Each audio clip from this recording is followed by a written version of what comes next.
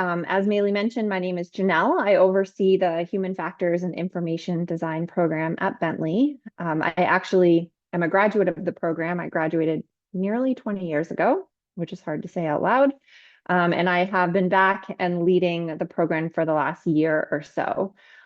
Prior to coming back to Bentley, I actually worked with both Marika and Leah in a couple different companies, but most recently at User Testing. And I'm really excited to have them here with me tonight.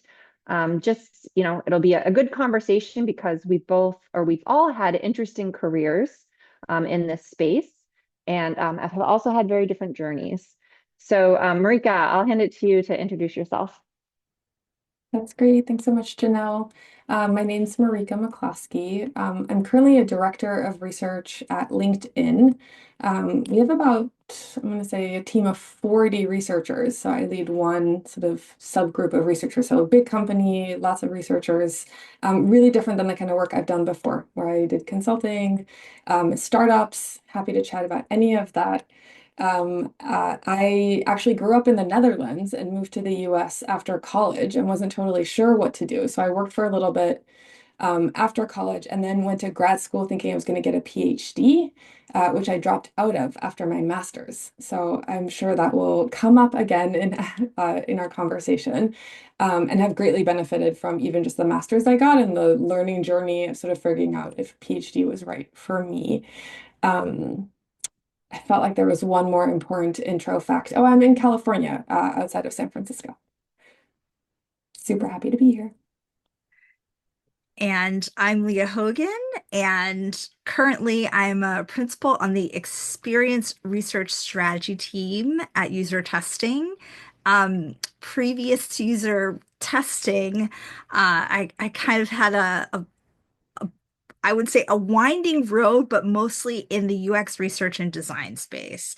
And so I've led teams like similar to Marika, at 4C, which is now part of Verint, doing experience research there and their similarly sized team. Um, and then also, I teach at the University of Michigan in their uh, School of Information, which is where I got one of my master's degrees. I actually got another one at the University of Chicago. I'm noticing that for people who are in my generation, who are women especially, that I know a lot of my friends get multiple master's degrees in different disciplines. So I'd love to talk more about why, you know, you might consider, if you already have a degree in another discipline, even considering doing something in human factors or UX. Awesome. I'm so excited that you both are here. It's so good to hear your voices and see your faces. So I have a bunch of questions and they're kind of grouped by category. And I'll share a little bit of the kind of run of show. So we'll do a little discussion for about a half an hour with the questions that I've pulled together and we've collaborated on a bit.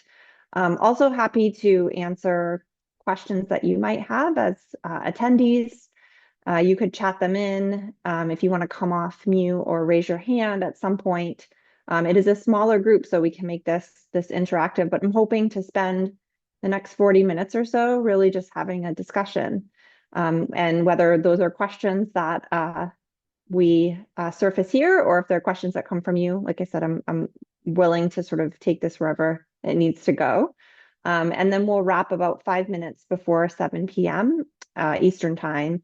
Maylee will tell you a little bit about the admission process at Bentley if you are considering this program. Okay, so I think you've both shared a little bit of your story, but I would, in terms of how of your graduate degrees, and Leah, you have multiple. So I'm curious if you could share a little bit about maybe what drove your motivation or decision to pursue grad school. And if you hadn't done grad school, how might your career path look different? I think these are two very different questions, so maybe we could start with the first one. Um, so Leah, do you want to start with this one? Sure. Yeah. I'll say I actually had a little bit of a roundabout way into UX. So I always intended to go to graduate school because my parents encouraged me to go to college to learn how to learn and then to go to graduate school in order to specialize in a discipline. So I think that from a very early age, I always expected that I would get at least one graduate degree. So I was originally planning to become an academic librarian in Slavic and Eastern European studies. And I went to the University of Michigan because it had top ranked programs in both library science and also Slavic and Eastern European studies. And I ended up specializing in more human factors types of courses because I ran into all these folks who were doing um, fellowships abroad while I was studying abroad my senior year of college, who said it will take a very long time to become an academic librarian. So, unless you really want to wait for 30 years, you might want to consider doing something that is a little bit different. So, I kind of ended up in this field a little bit by accident, but it was a happy one. I feel like that's a common story that I hear with this field in particular. Marika, can you share how Yeah, you I love that. decided? It's so funny. I honestly felt like I didn't have a choice to pursue a grad school program, but not because of like parental pressure, but like career, what I thought I needed for my career, the career I was pursuing. So I studied cognitive science in undergrad. I wasn't totally sure if I wanted to go a clinical route or not, and thought that maybe I'd want to be a psychologist. Um, or even psychiatrist, but I really didn't know. I hadn't done pre-med. I really liked like sort of understanding people and human psychology and how people work. Um, and so I decided to work in a psychology lab for 2 years after college to kind of figure out what to do. And everyone there had a PhD and had all become psychologists. And I actually realized then that I didn't want to be a clinical psychologist, but I figured that if I wanted to study the brain and human behavior, I had to go to grad school. I didn't, it really didn't seem like an option for like the careers I had explored. And so for me, actually, these two are very like related in like the questions. I know, Janae, you said they're like very different questions, but in my case, they seem sort of connected in that sense that it really did seem like if I hadn't, I feel like in some ways I didn't explore enough what's possible without. But it clearly would have gone maybe more immediately into like an applied psychology role, which is kind of a little bit like what we do here. Yeah, that's interesting to hear your story and perspective because mine feels like it's like right in the middle of your too. So, my I grew up in a family where my dad was in the education system, and so it was Leah like similarly kind of just drilled into me from a very young age that college was important in particular. But I remember getting through undergraduate, and my degree was in information design and corporate communication, which really didn't translate to much in the real world in 2000. And so I felt really stuck in my career. I was working in a customer support department answering the phones for people who couldn't figure out where to find things on the Forrester Research website, funny enough. But at that point, Leah, that you made about you go to undergraduate to learn how to learn, and then you go to graduate school to learn a discipline really deeply is I've never heard that before. That's a really interesting perspective. I remember having a bad day at work in the call center and calling my dad and saying something along the lines of like, I know I just really want to help people. And I was thinking about going to nursing school. And he's like, Janelle, you're going down this path. Like, can we think about like maybe how to take that need or motivation that you have and find another way to apply it? And so, thankfully I was connected to the faculty at Bentley already and knew that this was an option. And I think the other piece of it is just was that sort of like curiosity, like that hunger for learning, I think was an itch that was definitely scratched when I started to pursue the option of grad school.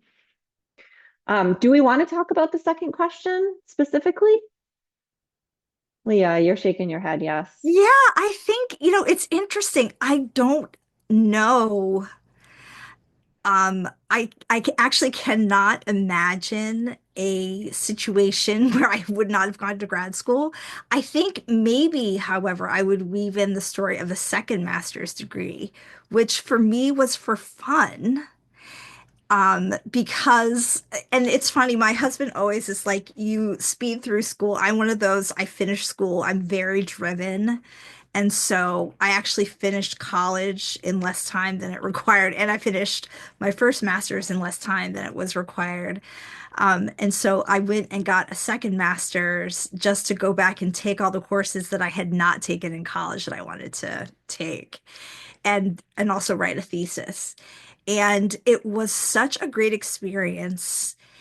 And I think the real thing that actually I didn't know it before, but that was a real bonus was I do not have a PhD, but because I have two master's degrees, it made it easier for me to become an instructor at the university level.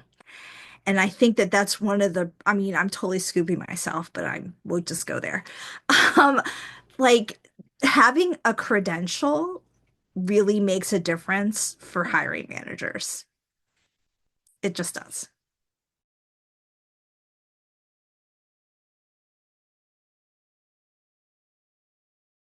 You're making me want to flip ahead to another question, but I'll behave myself. And actually, maybe this is actually a good segue too.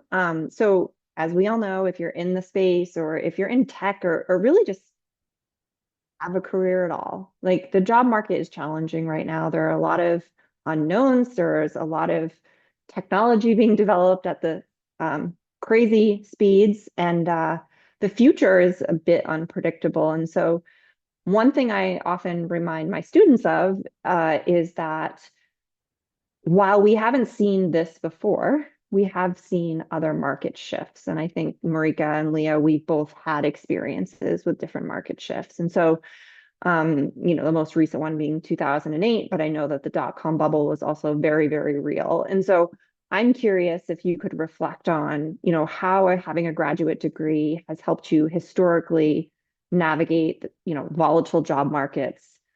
Maybe not thinking about this one specifically, but even reflecting back, like how did a grad degree help or hinder? I'm happy to start us off on this one. So I actually, when I decided to not finish my PhD program, I was so focused on what I wanted to do, and where I wanted to go, that I didn't really stop to think about the world around me. And it was 2008. And I was like, this is a great time to drop out of school with a master's degree and try to get a job. Um, which is interesting reflecting on it now because I felt so confident in what I wanted to pursue. So I feel like grad school gave me that, like, I have the skills, I understand myself well, I know what I want, like, I know what I have learned, I know what I have learned to do. And my PhD program was in cognitive science. And I remember finding a job description for a UX researcher like randomly and searching sort of what people might do with a cognitive science like degree, and stumbling on UX researcher. And I was just like, oh my gosh, this is it. Like, this is what I want. And so the grad degree gave me the confidence to apply for jobs, no, like just feel sort of like I was certain in what I wanted that I did not have at all just after my undergrad. And even since then, I think the grad degree has like, I know how to talk about like the skills I have and my interests and what I'm good at, are all things I learned in graduate school. I have to say real quick before we jump to Leah. So I was at Nielsen Norman Group a little bit before Marika started. And I remember when she started because I was so impressed by like your level of confidence and sort of like, but it wasn't confidence from an ego perspective. It was confidence from like you knew your stuff. Yeah, And and I I like remember wouldn't. thinking like, Yeah, that's yeah, and you were just very knowledgeable and like I vividly remember this part of my time there. So I oh, just want to vouch for that yeah, statement. that's super nice to hear. Yeah, that's great. Yeah, and that definitely is like absolutely from like the hard and soft skills I learned in grad school. Yeah, absolutely. Leah.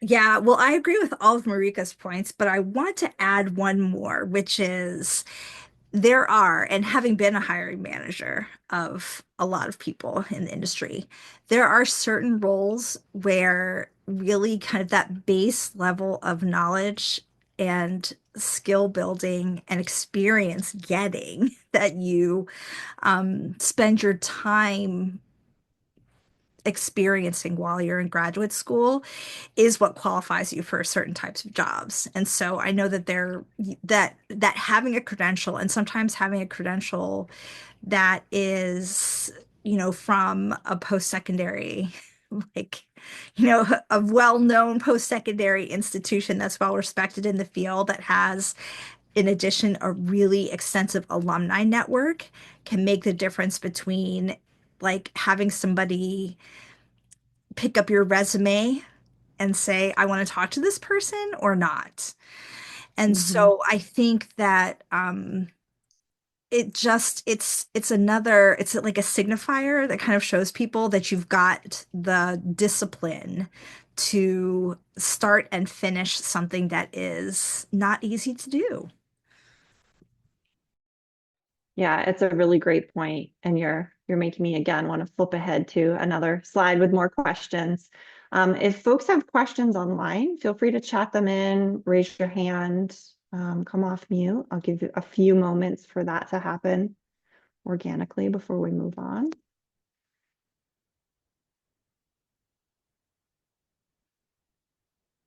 All right.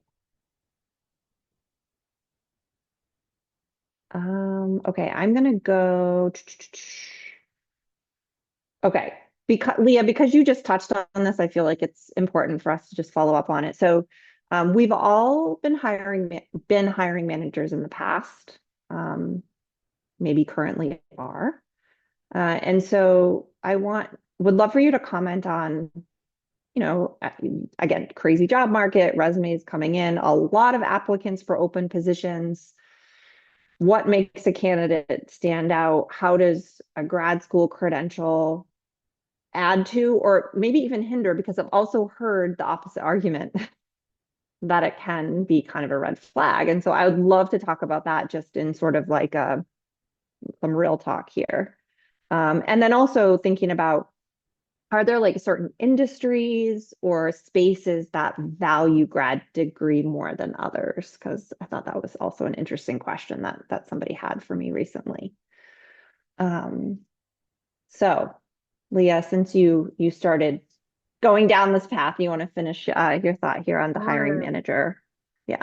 I'll say this. So the Mang companies, so like Meta, Netflix, Google, Amazon, a lot of those companies tend to value graduate degrees.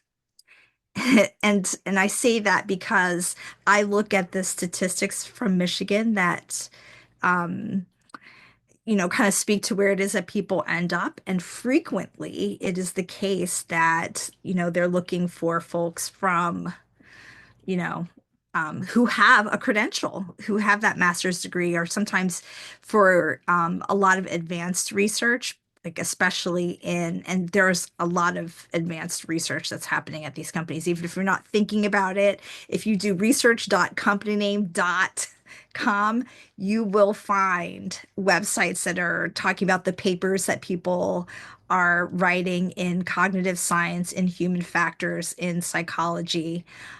They present at conferences. And so my perception is that more often people can make the transition between academia and the industry setting in a way that is somewhat smooth. Now, there is the other side of that too, which is some people I think have more of a challenge making that transition because they don't necessarily bring the how to do the storytelling piece that people in industry really value. And so I think that if you can talk about the value of what it is that you're learning, in addition to being a great, able researcher, that is a superpower.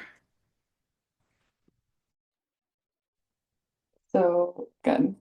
Being at a Microsoft subsidiary, I can vouch for what you said on the like type of research that's done. And it also, I think, is like so incredible that these companies hire like deep researchers. I have been a hiring manager for so much of my career.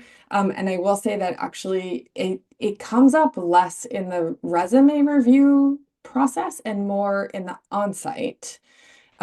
So like in the interview process, when we're just reviewing resumes, typically by level that we're hiring for, there's a number of years experience, and it really doesn't matter if you have that those years of experience from a grad program or from like work experience.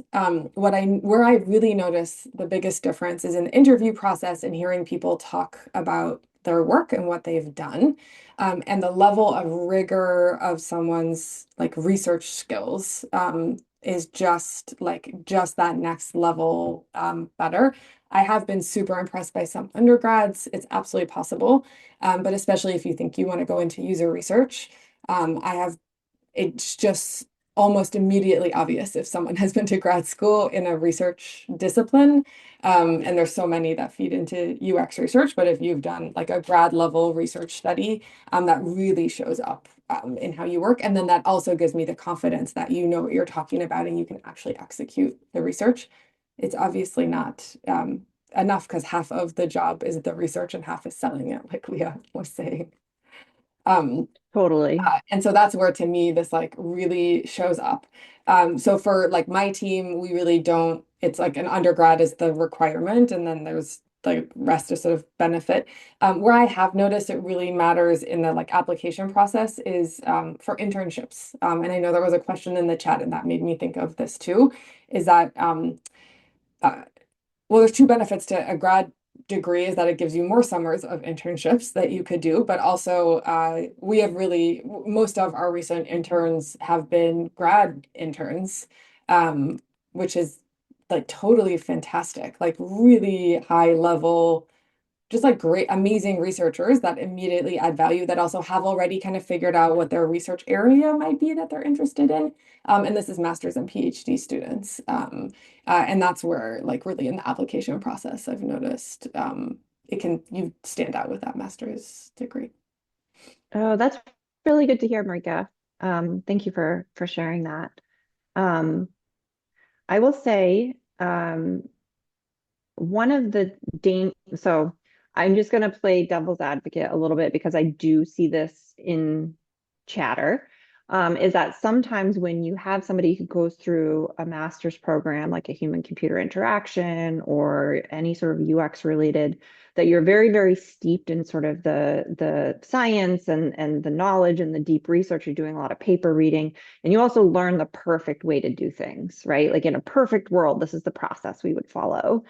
And I think it's important to learn those things because you should have the baseline, you should have the foundations. But what sets a great graduate program apart from a subpar one are the ones that give you the opportunities to actually engage with real work in the industry. So whether that is through internships, whether that is through course projects that are sponsored by an outside company, whether that is even just having an opportunity maybe to do some job shadowing for as you go through the program.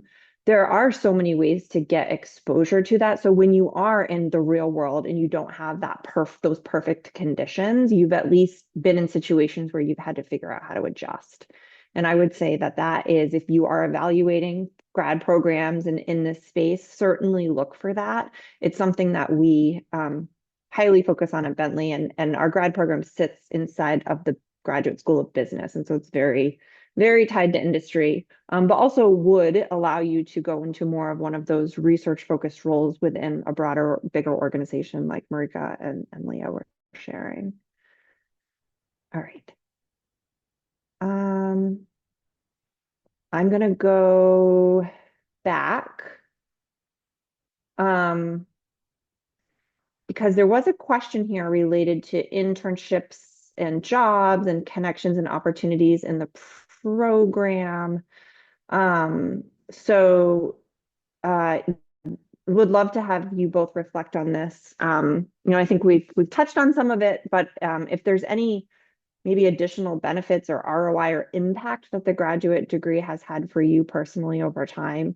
The network is a big one, but I'm wondering, uh, if you could help me with these two questions. Yeah, I actually was just thinking, and I now regret that I did not go and look up this study, but Measuring You just published a study a few months back, actually, that looking at survey data from people who were professionals, and actually there is a significant increase in salary for people who have a graduate degree in this industry in particular. So I have to see if I can go back and find wherever that is. So I think it's not just my personal impression, but I think that there's actually data that speaks to people getting a salary bump by getting a graduate degree.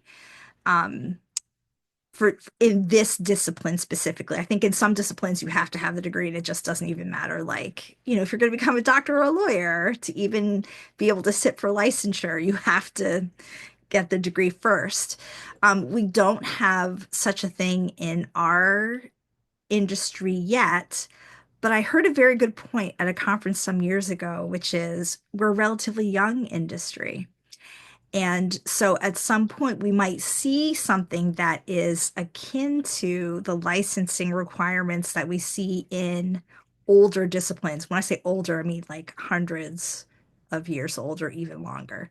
So I think that in my answer to the second question is I have never regretted the investment.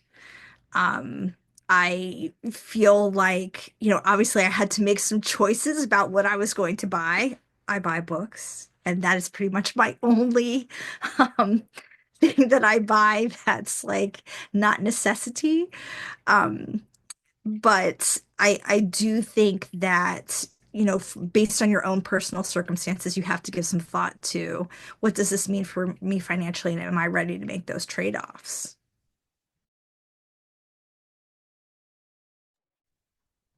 Yeah, I think I touched on like a lot of this. For me, that first job, Janelle, that you brought up at the Nielsen Norman Group, I know it really, really helped to have a grad degree, both on paper for that, because we were industry thought leaders. And so, with a very high quality bar for the type of work and actually wanting to teach sort of actually in favor of what you said about the like rigor and the sort of like what is the perfect way to do it. And so and once I had that job, that then has paid off so much. So there's sort of an indirect like I don't think I could have gotten that job without the degree I got, and then that has just continuously been a stepping stone to the next thing. It's always funny to think about the like, what if I'd done this or this one or not this thing. I do sometimes think I think a lot about what if I'd just gone into a master's program versus a PhD program where I left after my master's. And it's also an interesting, like, I'm so glad with how things worked out, but I know there's so many other programs that I would have loved and I didn't have the opportunity to do internships. Like I feel like I missed out because that wasn't part of the program. And actually, Jenna, what you were talking about, like the applying the work and doing like business case studies, like I wasn't in an applied program and I feel like I would have thrived in that. And then also sometimes think about the like, oh, I wonder what would have happened in that world and that life had I done that. Yeah, absolutely. You're making me think, Marika, when I'm 95% confident that I also got the job at Nielsen Norman Group because I had a solid master's Mhm. degree. And also, you'll find if you're not in the space already that this community has grown tremendously, but it's still very, very small. And so, when I was going through the interviewing process at Nielsen Norman Group, one of my former professors was connected professionally to the hiring manager at NNG. And so I asked him to do a favor and give me a referral behind the scenes. Like these things all play into like the master scheme, right, of your career. It's not always one thing that you can point to. I'll also say I remember when I moved when I had my master's or it's getting my master's degree and my job was my employer was paying for some of the classes, which was Mhm. really, really nice, but I had to take on some of the financial responsibility as well. And I remember the deal with my parents were like, hey, we'll help you. We're not paying for the whole thing for your undergraduate, but like you're on your own if you're going to do graduate degree. Like you're an adult now, you're a big kid. And so taking on that, it was a little bit of a risk, right? The monthly payments, if I spend this amount of money, is it actually going to have a return? I remember right after I finished my graduate degree, I got a new job. And I remember jumping from, I think at the time I made like $50,000 a year at this design agency in New Hampshire. And then when I went to my next job, it bumped to 70. And it was like such a significant jump for me. But it was because of my credentials and now having, that graduate degree. And I think to share Marika's point as well. It's sort of like just put me on the right path, and has generally been, I think it was, a key moment for my career.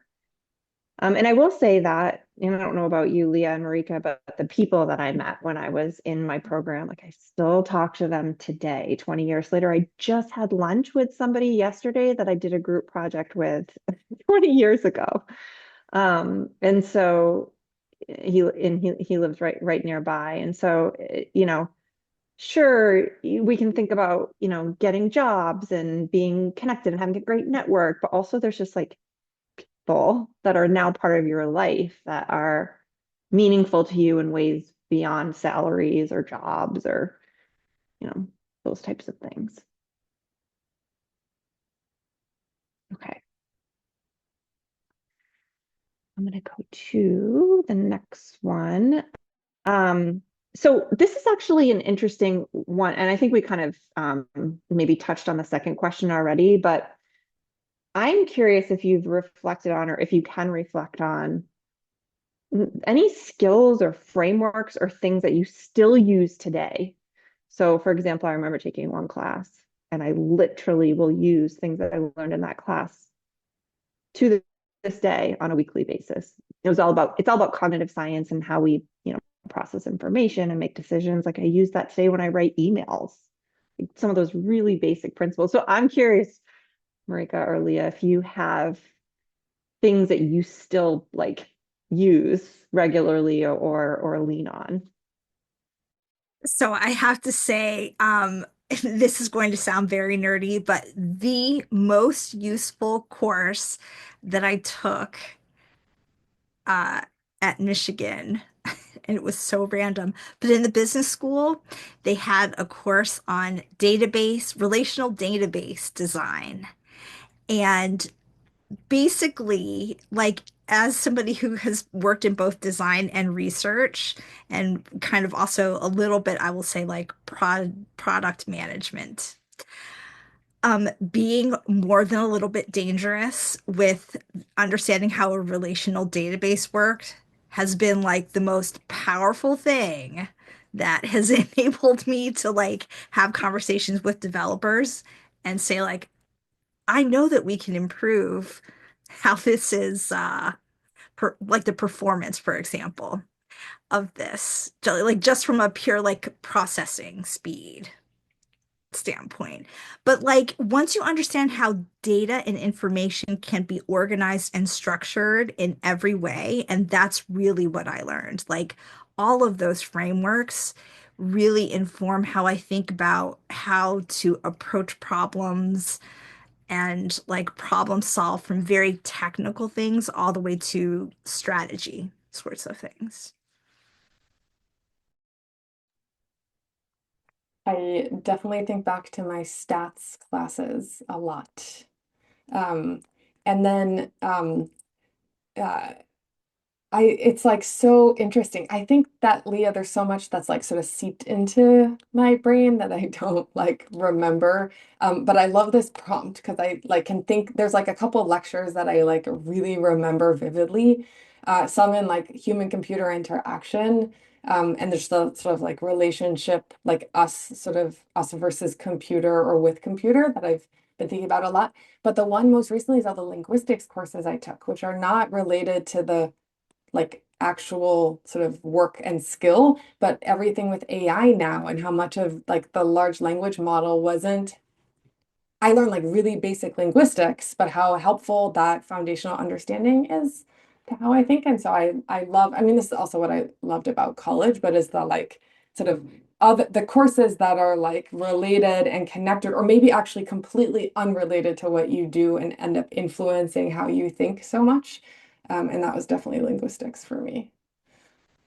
That's so funny that you say that, Marika, because I've been thinking about my information architecture class that I took in the grad program, and a big concept of it was metadata and ontologies, and having that like basic foundation, even from 20 years ago, has tremendously helped me like get a jump start on the AI stuff.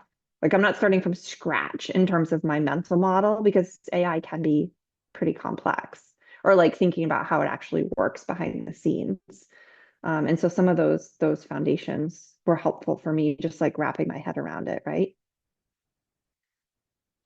Okay, so there's one question in the chat that I wanted to bring up, and I think we've basically covered everything except for this last one. So let's start with, I'm going to start with a question in the chat. We'll go over to the future relevance questions, and then happy to open it up to people who want to chat in more questions, raise your hand, come off mute, all that good stuff. And so this was a question from Lola. She said, this might be jumping ahead, but since we're talking about resumes, when in your career, UX or not, would you recommend going to grad school? It's a good question.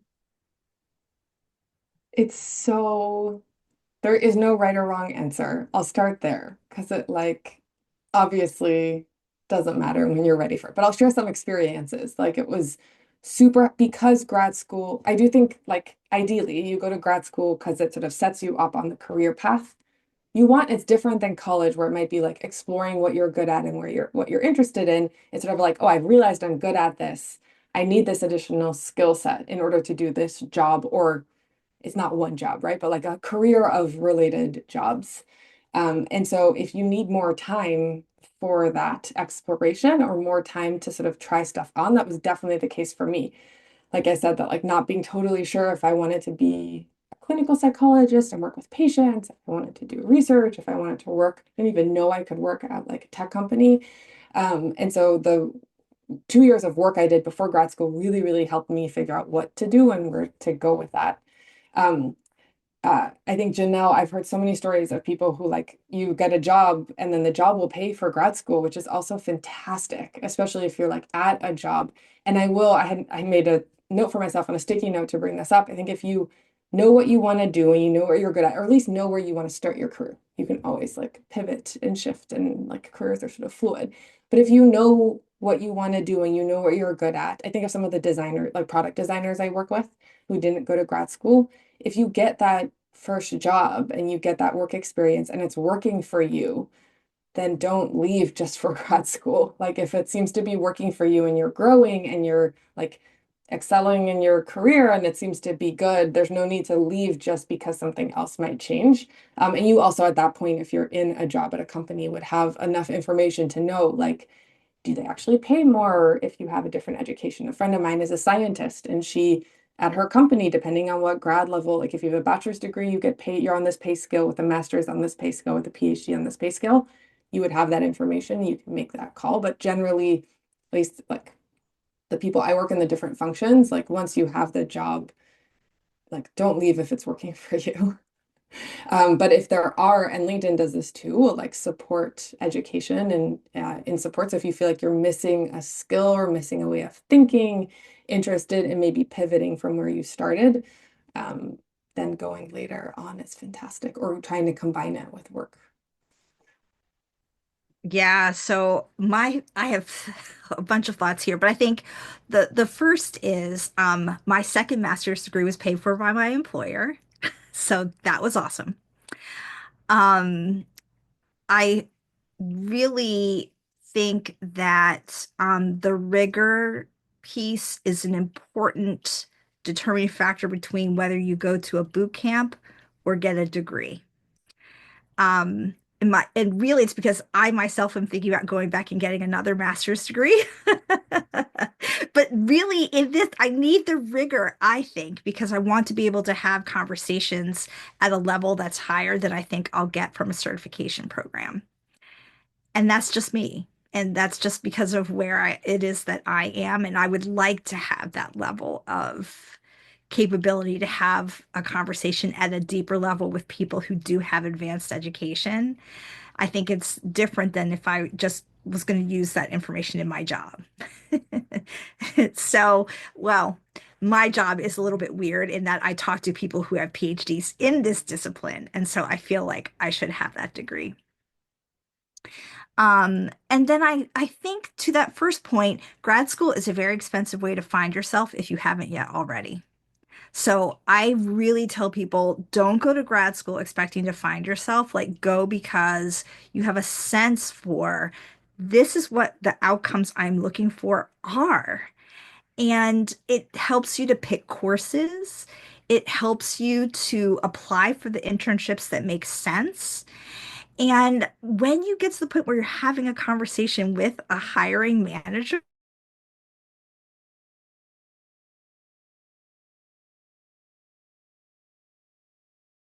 think you will have a better experience if you somewhat know yourself.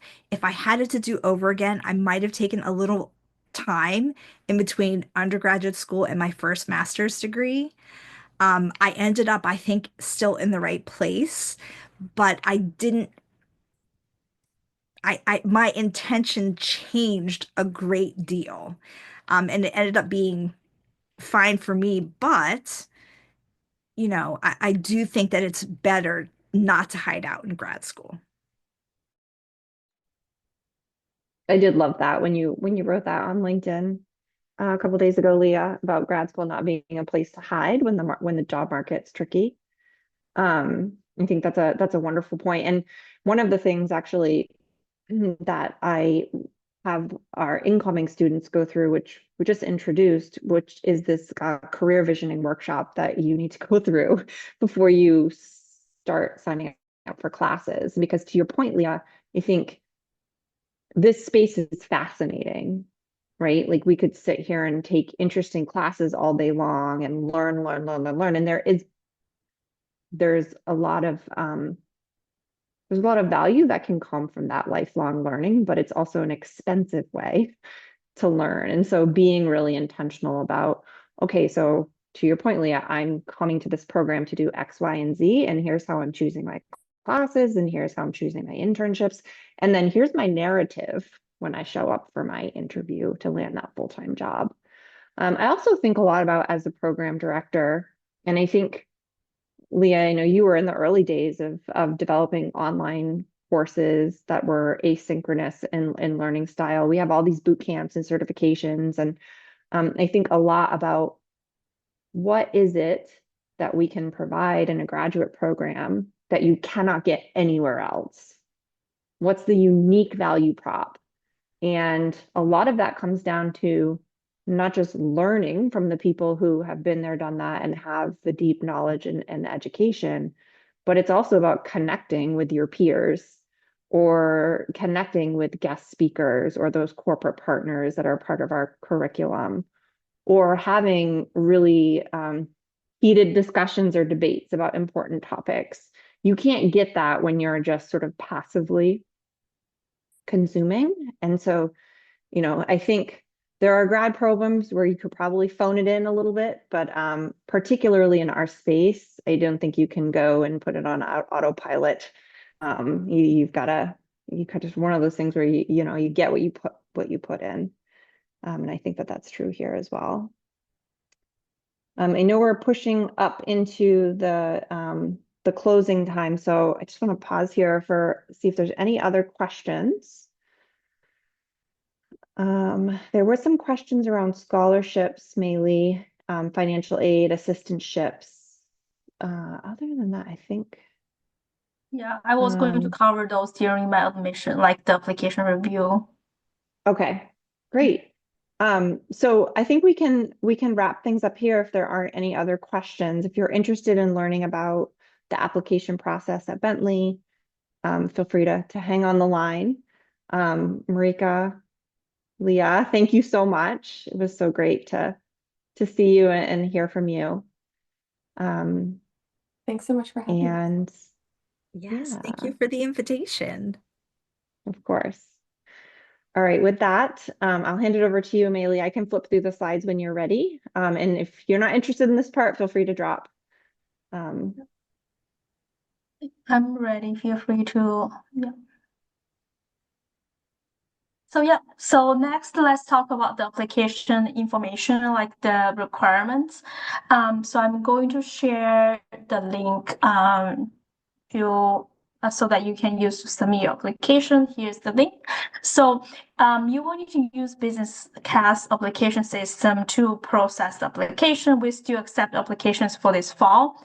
It will be like really simple for you to go through like step by step for the application process.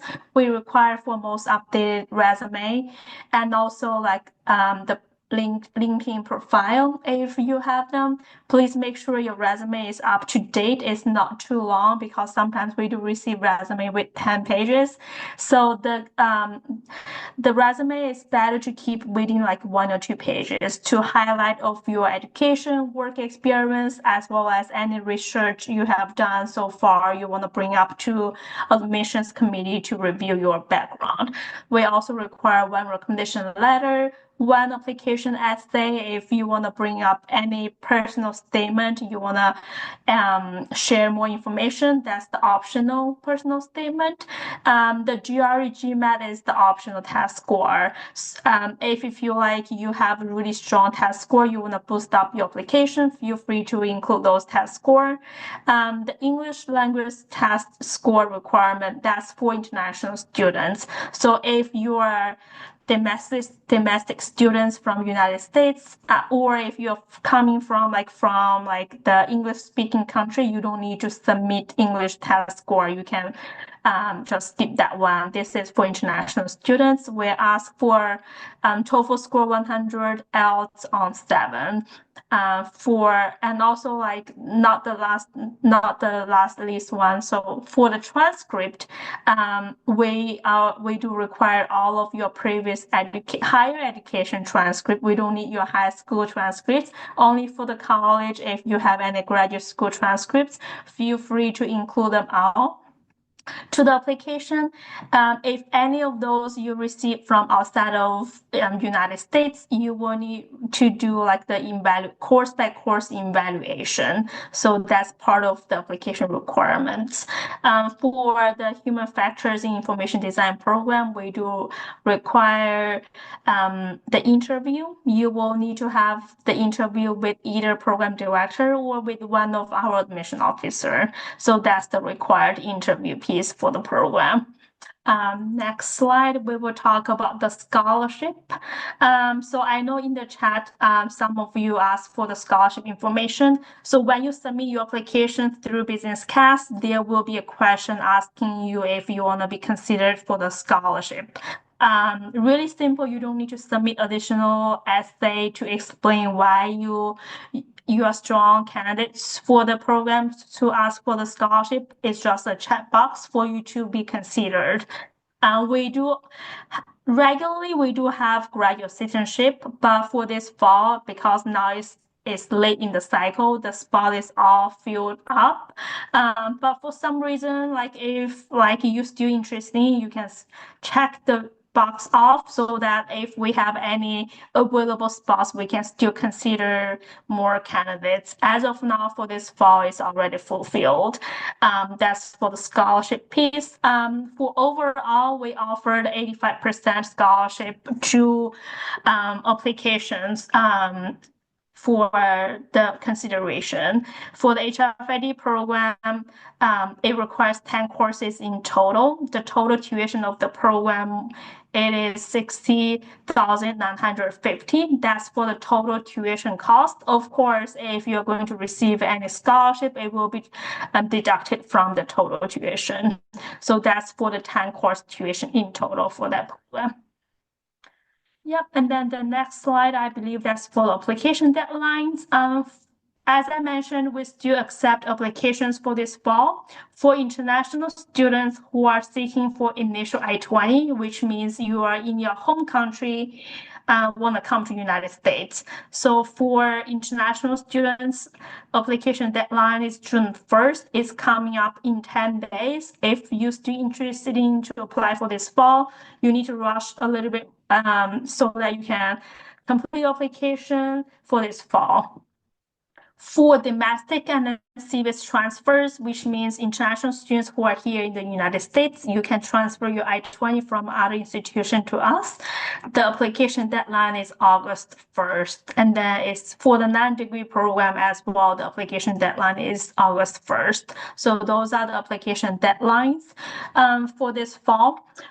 If you have any further questions, of course, feel free to email us at applygrad@bentley.edu. I'm going to type the email address to the chat. So this is our general inbox. If you have any questions, feel free to connect with us to set up one-on-one appointments to better understand the procedure of the application. So I see in the chat asking for when do spring applications start. So application for the spring 26 will open up from August 1st. So you will receive emails if you're thinking to apply for the fall 26, or you can connect with our admissions officers to better understand of like the fall application open date. It will be August 1 through Business Cath. So I see, Janelle, there is a question in the chat asking for our courses in the U.S. certificate transferable to the master in HFID. Yes, great question. So if you complete the certificate program, which is 8 courses, which are each course is 2 days of synchronous instruction, including an assignment that's graded by an instructor. If you're able to complete the certificate class, you have credit that transfers over to the master's program and would cover 2 of your human factors electives, not your required classes or any business electives. So it's a good teaser into the master's program and a good way to pursue it, maybe without a big commitment up front.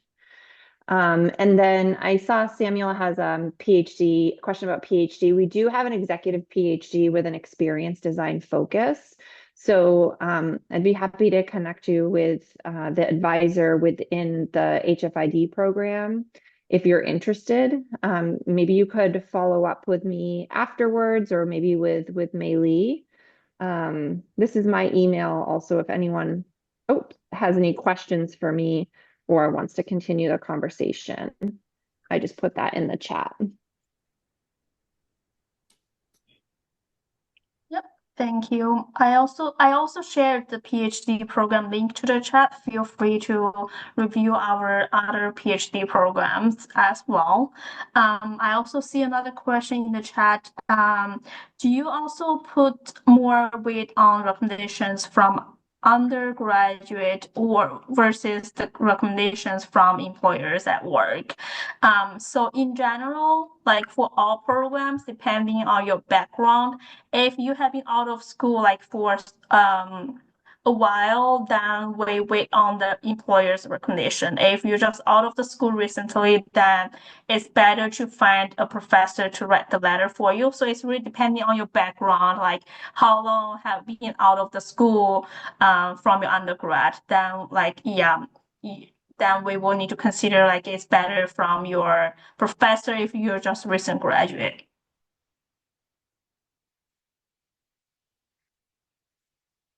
So I see another question over here. Can you talk about the scholarship process for PhD and how to qualify for application fee waiver, if any? I'm not sure, Janelle, if you have any information regarding this. Yeah, that would be the person that I would want to put you in touch with, Samuel. So if you want to reach out to me, send me an email and I can connect you directly with that person who can answer all of these questions for you. All right, sure. Thank you. All right, of course. Also happy to connect you with current students who are in the PhD program with the focus on with the focus on experience design. In fact, one of them is teaching in the HFID program in the fall. So yeah, it's exciting. So I'm already in the US and I'm on an F1 visa. I just completed my master's, right? So I think that would be easier to apply. I mean, I don't need to go through the whole service fee thing, I hope. Again, I'm not sure, but I can put you in touch, Sam or Sure. Samuel. Yep. Thank you All so much right. for all of the questions. Yeah, Janelle, feel free to take over. Yeah, so thank you everyone for joining. I know we're a little over time, so I appreciate you hanging on. My email is in the chat if you want to get in touch and follow up. Otherwise, enjoy the rest of your evening and thanks for joining. Yep. Thank you so much, everyone. I see there's a last question from Michelle.